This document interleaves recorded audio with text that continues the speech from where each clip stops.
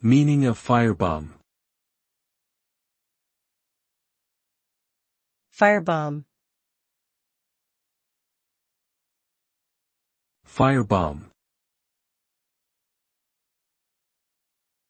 Firebomb. Firebomb. A firebomb is a type of explosive device that is designed to create a fire by igniting flammable materials such as gasoline or other accelerants. The resulting fire can spread rapidly, causing damage to buildings and other structures, and potentially causing injury or death to those in the vicinity. Firebombs have been used in a variety of settings, from military operations to acts of terrorism and arson.